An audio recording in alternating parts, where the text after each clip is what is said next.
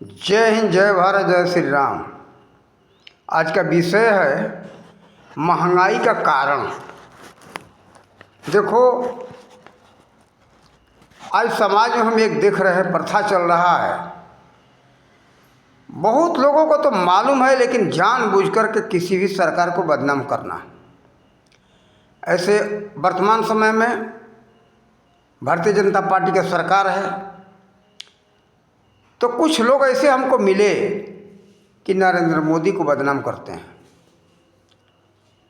कहते कि मोदी तो सब कुछ बेच दिए, रेल बेच लिए, स्कूल बेच दिए, सब कुछ बेच दिए, सभी विभागों को उन्होंने बेच दिया। तो हमने वो बेच दिया, फिर वो पैसा गया कहाँ, ये भी लोग सवाल खड़ा करते हैं।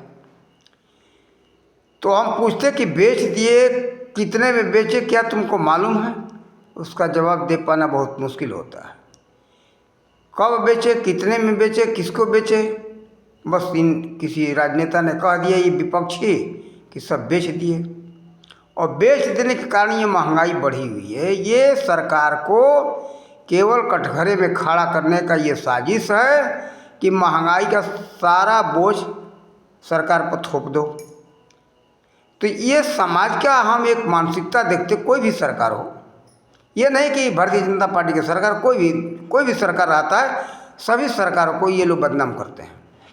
इस समाज में ये लोगों की नासमझी है, सोचने समझने का क्षमता नहीं। हम ये कहेंगे, केवल किसी की कही हुई बात सुन करके ये लोग ऐसा कहते रहते।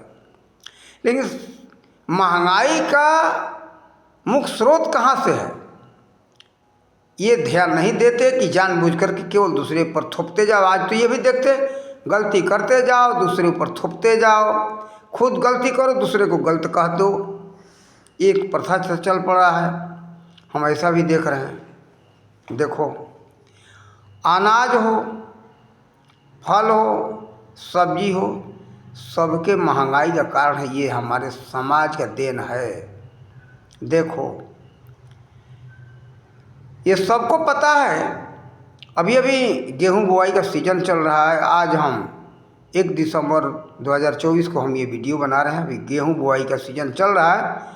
वैसे नवंबर में 15 नवंबर से शुरू हो जाता है। कोई भी फसल हो, गेहूं ही नहीं, कोई भी फसल हो, गेहूं हो, चना हो, धान हो, माने कोई भी फसल हो, उसका मिट्टी परिवर्तन करना चाहिए, सबको पता है। अब यही जो बीज है, ये कंपनियां बहुत सी है, जैसे पंतनगर का बीज आता है, बहुत सी कंपनियां चल रही हैं।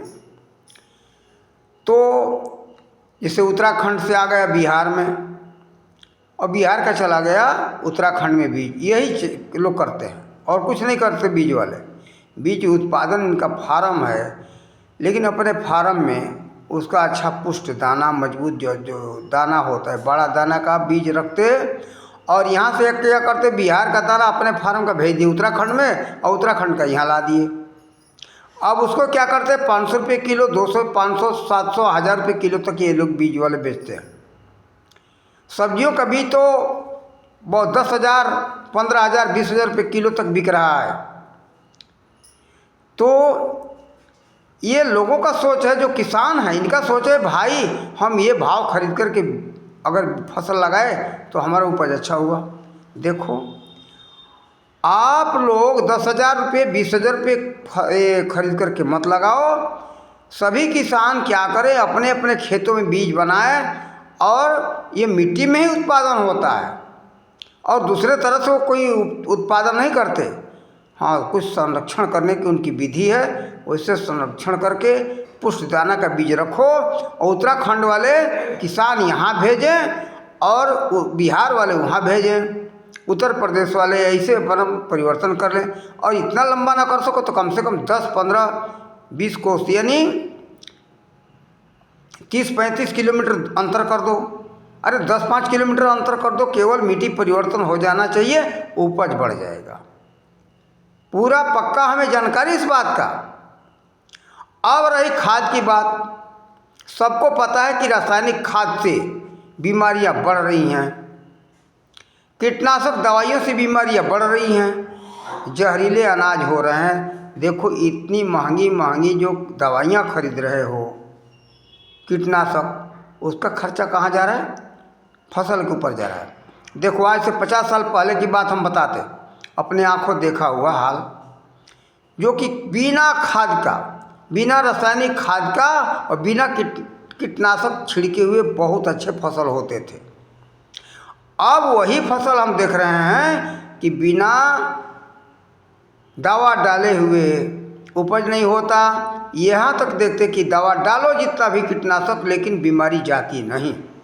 आप सब लोग अपने अपने खेतों में देखते होंगे। अब देखो आज पपीते का कोई बहुत से पौधा हमने देखा, पपीता का पौधा लगाओ, थोड़ा बड़ा नहीं, अब उसकी जो है क्या बनरी कहते, कोढ़ बीमारी भी कहते उसको, कोढ़ की बीमारी उस पपीते के पेड़ों में लग रहा है। और टमाटर इत्यादि तो बहुत से सब्जियां हैं जो कि उसमें तो कोढ़ की बीमारी अक्सर यहाँ लगी रही है। पहले ऐसा नहीं होता था। पहले कहीं भी एक बीज जम गया टमाटर का, घूरे पर हो, ये जिसको कूड़ा कहते, कूड़े में कहीं जम गया, वो भी बहुत काफ़ी फल आता था और अच्छा फल आता था, बिना दवा का, बिना खाद का, और पूरा काफ़ी फल आता था, कोई बीमारी भी नहीं होती थी। लेकिन ये लोग हमारे किसान भाई केवल लोभ लालच में ये दवा कंपनियां प्रचार क्या करने लगी, भाई ये दवा अगर डालोगे ना तो आपका उपज बढ़ जाएगा। ये लालच में ये लोग अंधाधुंध प्रयोग किए और बीमारी बढ़ती गई, बीमारी और बढ़ती गई। ये तो हालत दिखाई दे रहा है कि कुछ दिनों के बाद फसल उपजेगा ही नहीं। और हम बिहार में देख रहे हैं कि यहाँ एक उस बीमारी को बार बार भूल जा रहा हूँ, काले काले बाल में हो जा रहा है, तो वो लावा फूट जाता है, और क्या कहल जाता हो, वो जो धनवा के बलिया में फूट जाता, क्या कहल जाता,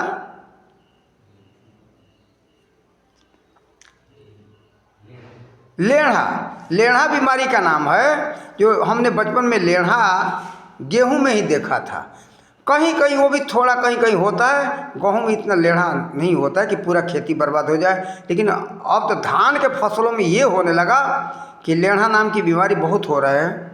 उसमें क्या होता है कि धान का दाना फूट जाता है, केवल पौधा खड़ा है, खलिहान में गया नहीं, अभी पौधा हरा है और उसमें धान का चावल फूट जा रहा है, सफ़ेद सफ़ेद, हमने लावा देखा अपने आँखों से। तो वही काला पड़ जाता है, वही है लेढ़ा की बीमारी। तो ये क्या है, दवाइयों की गर्मी, खाद, रासायनिक खाद की गर्मी इतना बढ़ गया कि खड़ा फसल में ही चावल का आपका दाना फूट रहा है। तो अब तो धीरे धीरे बढ़ता ही जा रहा है। ये तो एक दिन दिखाई दे रहा है, एक दिन ऐसा आएगा कि पूरे जो है बाली फूट जाएगी, पूरा फसल ही बर्बाद हो, क्या खाओगे। तो इतना लोभ लालच मत करो, आलस मत करो, ये सब आलस के कारण। तो देखो अब रही बात महंगाई के ऊपर आ जाओ, तो ये अंधाधुंध जो है खाद डालते जा रहे हैं। लोग कहते हैं उपज बढ़ रहा है, अरे उपज क्या बढ़ रहा है, मान लो जिस खेत में 10 कुंटल होता था, 15 कुंटल हो गए, तो 5 कुंटल का आपने तो उसमें खाद डाल दिया, दवा डाल दिया, और फसल बर्बाद हो रहा है, लेढ़ा की बीमारी इत्यादि नाना प्रकार के हो रहे, वो कहाँ गया। तो कहते दिखाई तो दे रहा, लेकिन क्या हुआ, कुआं का पानी कुआं में, जो आपने निकाला फिर डाल दिया कुएं में, तो क्या फ़ायदा मिला भाई आपको। आपने लगाया उसमें कीमत, और कीमत भर कहीं आपको उपज मिला, कहीं अधिक नहीं मिल रहा है। लेकिन वो क्या है, जो बच गया वो बीमारी ग्रसित है, बीमारी से भरा हुआ है, कोई लाभ नहीं है। अब इधर बच गया जो पैसा आपको दिखाई दे रहा है, वो दवा में लगाओ, आपके शरीर को जो कठिनाई हुआ अलग। तो देखो दवाई, अंग्रेजी दवाई, ये जो कीटनाशक दवाइयाँ हैं, ये सब खर्चा आता है। रासायनिक खाद जो है डालते हो, जिस खेत में आप 100 किलो खाद इस समय डालें इस साल, अगले साल आपको उसमें 105 किलो देना ही होगा। हर साल इस तरह से मात्रा बढ़ता जा रहा है। तो हर साल खाद का मात्रा जो बढ़ते बढ़ते कितना हो गया, होता जा रहा है, आप देख रहे हो। तो फसल भर का ही होता है। सभी जोड़ जाड़ करके किसान कहते भाई खेतों में तो कुछ बचता ही नहीं, बहुत से लोग खेती करना छोड़ दिए। तो ये कौन सरकार बढ़ाया, अब बताओ, ये कौन महंगाई बढ़ाया, सरकार की समाज। और फिर डीजल की महंगाई की बात करते, डीजल महंगा हो गया, पेट्रोल महंगा हो गया। अरे भाई थोड़ा पैदल चलो, थोड़ा साइकिल से चलो। हमारा इस समय उम्र चल रहा है 17 का जन्म है हमारा, जोड़ लेना कोई भी। अब इस उम्र में 50 किलोमीटर तक साइकिल चलाता हूँ, कोई हमें थकान नहीं। आज के जवानों को देखते हैं कि एक डेग गाड़ी आगे बढ़ाना हो मोटरसाइकिल तो उसको चालू करके नहीं, स्टार्ट करके ही बढ़ाएंगे। तो महंगाई कहाँ जाएगी भाई? पेट्रोल की महंगाई तो बढ़ेगी। जिस चीज़ का खरीद बढ़ जाता है ना, उसका कीमत बढ़ जाता है। बिक्री नहीं होगा, कीमत नहीं घट बढ़ेगा। तो पहले लोग थोड़ा मेहनत करते थे, अब डीजल के ऊपर आ जाओ।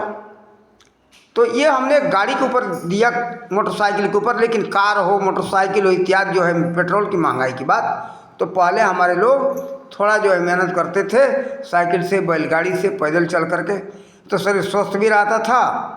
अब तो 10 कदम भी जाना हो तो मोटरसाइकिल चाहिए। कोई पैदल हमारे नौजवान चलना नहीं चाहते, फिर भी चिल्ला रहे कि पेट्रोल की महंगाई बढ़ रही है। पहले हमें तो कोई मतलब नहीं था कि क्या है पेट्रोल तुम्हारे पास रहे, हमें कोई मतलब ही नहीं।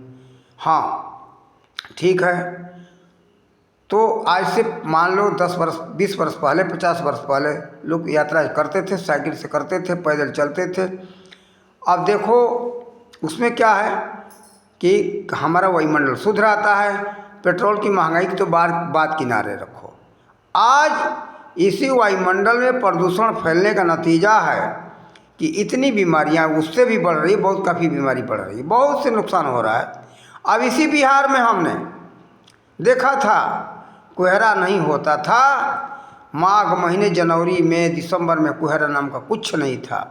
1989 तक देखा हूँ मैं। उत्तर प्रदेश से आकर के, हम उत्तर प्रदेश में इस समय रहते, हमारा जन्मभूमि यही है सिकरौल गांव में नज़दीक में। आज लखपत वीडियो बना रहा हूँ। लेकिन हम 1989 में, 87, 88, 89 में हम रहे इसी बिहार के जगदीशपुर, बाबू कुंवर से जगदीशपुर थाना, ग्राम तेंदुनी में। लेकिन उस समय तक हमने देखा कि कोहरा नाम का कुछ नहीं। अब सारा दिन कोहरा भरा रहता है, ठंड भी बहुत पड़ता है। तो ये प्रदूषण के कारण सब हो रहा है। प्रदूषण जितना बढ़ेगा बहुत कठिनाई समाज को झेलना पड़ेगा। तो देखो जितना डीजल जलाओगे, जितना पेट्रोल जलाओगे, प्रदूषण बढ़ेगा। और सारा काम खेती का डीजल पर आ गया, जोताई डीजल पर, बोआई डीजल पर, और दवाई डीजल पर, कुटाई डीजल पर, सारा काम तो डीजल पर हो रहा है। मसाला पीसने तक जो हमारी माता बहन इतनी अमीर हो गई, या तो हम अमीर हो गए इतना कि हमसे मसाला नहीं पीसा जा रहा है। तो उसमें सारा डीजल पर, पेट्रोल पर हो रहा है। भाई महंगाई तो बढ़ेगा। आप महंगाई बढ़ा रहे हो, ऐसो आराम ढूंढ रहे हो और सरकार के ऊपर उंगली उठा रहे हो। आज तक कोई अपना नहीं सोचता कि महंगाई हम बढ़ा रहे हैं, अपने को कोई जिम्मेवार नहीं कहता। कारण कि हम गलत साबित हो जाएंगे, हमारे ऊपर प्रतिबंध लगेगा। हम गलत साबित ना हो, दूसरे के ऊपर उंगली उठाओ। डीजल महंगा कर दिया, अरे भाई खरीदोगे नहीं तो डीजल बढ़ेगा, महंगा होगा कैसे? क्या मतलब है? ये जिसको गर्ज है बेचने का, वो कहेगा कि भाई हम तो महंगा करेंगे, तुम्हें गर्ज है तो खरीदो। सरकार नहीं कह रहा कि इतना महंगा, समाज ही बेचने खरीदने का जिम्मेवारी इसका है। अब ये कहते कि भाई हम, सरकार कहते सस्ता कर दे, सस्ता कैसे करेगा? इसके घर से आ रहा है क्या? देखो बाहर से, विदेश से डीजल आता है, पेट्रोल आता है। अब खरीद बढ़ रहा है तो पेट्रोल विदेश वाले कहते, ईरान वाले कहते, इराक वाले कहते कि हम तो भाई इतना महंगा देंगे। तो महंगा खरीद करके सरकार लाएगा तो आपको सस्ता देगा कहाँ से? आप मत मांगो, सरकार नहीं लाएगा, आएगा नहीं खरीद करके, तो अपने आप वो ईरान वाले, इराक वाले सब जो है, सीरिया वाले सस्ता कर देंगे, तेल बिकेगा नहीं। तो क्या करेंगे? कहे भैया 5 रुपये बैरल ले जाओ, नहीं 1 ड्रम 5 रुपये के ले जाओ। जो 50, 55, 60 रुपये बैरल बिक रहा है कच्चा तेल, वो 5 रुपये बैरल देंगे तो सस्ता हो जाएगा। लेकिन आप लोग तो महंगाई बढ़ाते हैं। आप लोग नहीं मांग करोगे, मांग नहीं होगा तो ईरान, इराक, सीरिया वाले को सब मजबूर होकर के सस्ता करना पड़ेगा। तो फिर समाज ही हमारा उत्तरदायी है महंगाई का। फिर सरकार के ऊपर ये उंगली उठाना बंद करो, सोचो विचारो।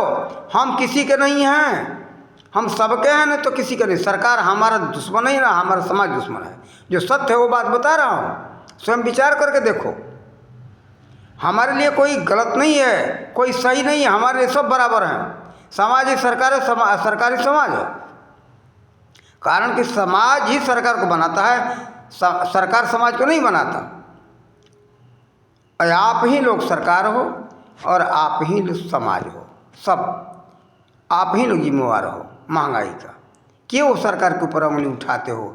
मनमोहन हो जाएंगे तो मनमोहन पर उंगली उठाओगे, मोदी हो गए तो मोदी पर उंगली उठाओगे, कोई भी प्रधानमंत्री हो, सब प्रधानमंत्री का सारा दोष है। आप लोग क्या कर रहे हो भाई?